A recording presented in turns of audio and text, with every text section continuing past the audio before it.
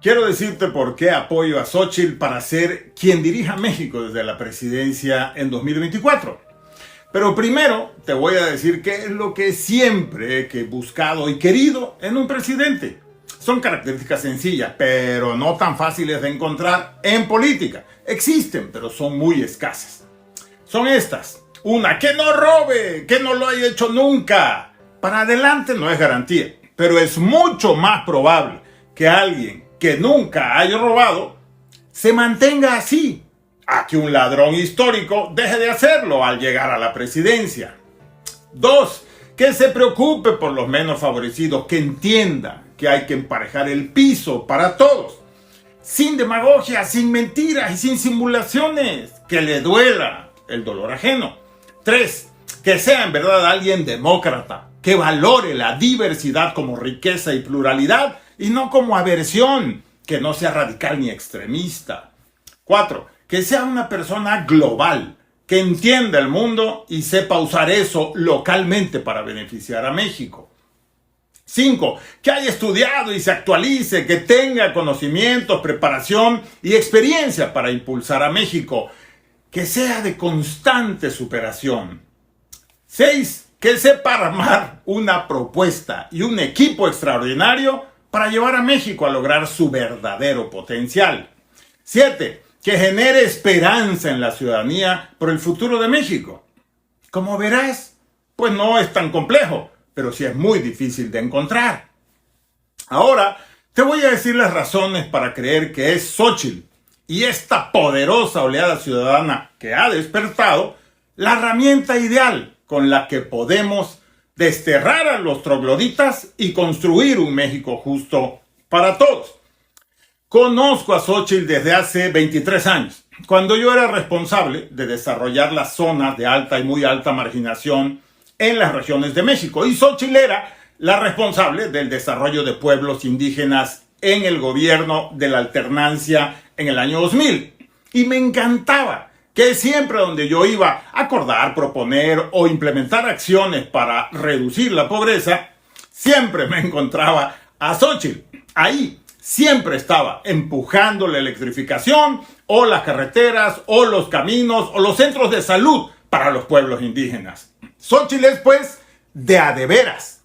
Me gusta mucho porque me identifico ampliamente. Es 4x4, es todoterreno y no le tiene miedo, por ejemplo, a manejar 10 horas para llegar a Metlatónoga en Guerrero o volar en una avioneta destartalada a la zona de las Barrancas Rarámuris en Chihuahua o a subirse a la caja de un tráiler para llegar a esa comunidad en Valles Centrales, Oaxaca, cumplir el cometido.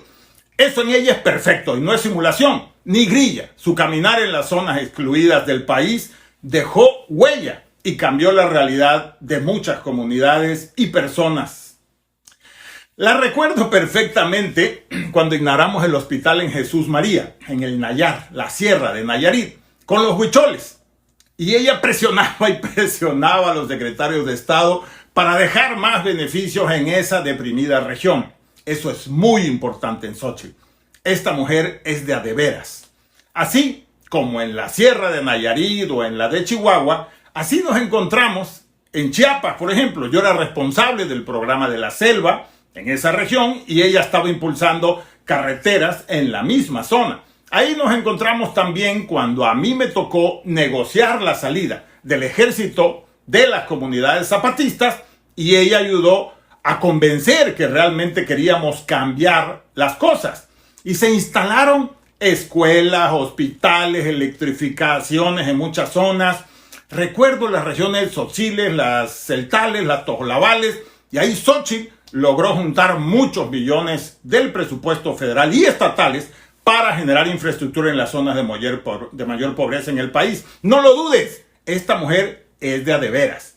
Déjame decirte otra. Una de las grandes problemas que tenemos para reducir la pobreza es el tremendo círculo vicioso en el que muchas personas están en esa circunstancia. Pobreza, marginación, exclusión, violencia, discriminación. Normalmente, para quienes logran salir de ese círculo, o sea, logran sobrevivir y llegar a tener cierta estabilidad, lograr tener ahorros importantes y algún tipo de éxito y satisfacciones profesionales, se tardan 3 generaciones. 3. En otras palabras, una generación sale de la comunidad indígena en pobreza en su región y se establece en una ciudad o en una comunidad más grande. Esa misma generación aprende español y logra estudiar secundaria, preparatoria. Esa segunda generación logra terminar la carrera, vivir más dignamente. Y finalmente una tercera generación está preparada para competir en mejores condiciones y tener un trabajo estable o abrir un negocio, trabajar en el gobierno o ser profesionista independiente. Algo así. No es tan exacto y tan sencillo lo que digo, pero en general así ocurre. ¿Por qué platico todo esto de las 3 generaciones? Bueno, porque Xóchitl es de esas muy pocas, poquísimas personas que en una sola generación, sí, en una, salió de su comunidad en la Sierra Otomí de Hidalgo, aprendió español, logró estudiar hasta la carrera de ingeniería, nada más y nada menos que en la UNAM, y en esa misma generación montó una empresa y se dedicó a hacer edificios inteligentes, entre otras cosas.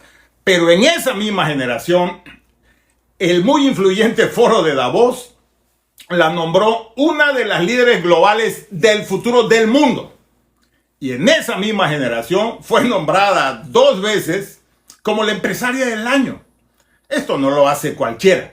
Pero por si fuera poco, en esa misma generación se aventó también y ha sido funcionaria pública federal, de gabinete, alcaldesa en la Ciudad de México y senadora. ¿Qué tal, ¿Conoces a alguien así?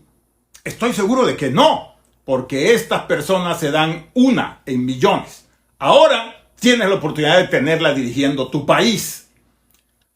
A esta otra, no contenta con eso, lo que ha hecho y logrado, también va a ser presidenta de México. No le faltaba.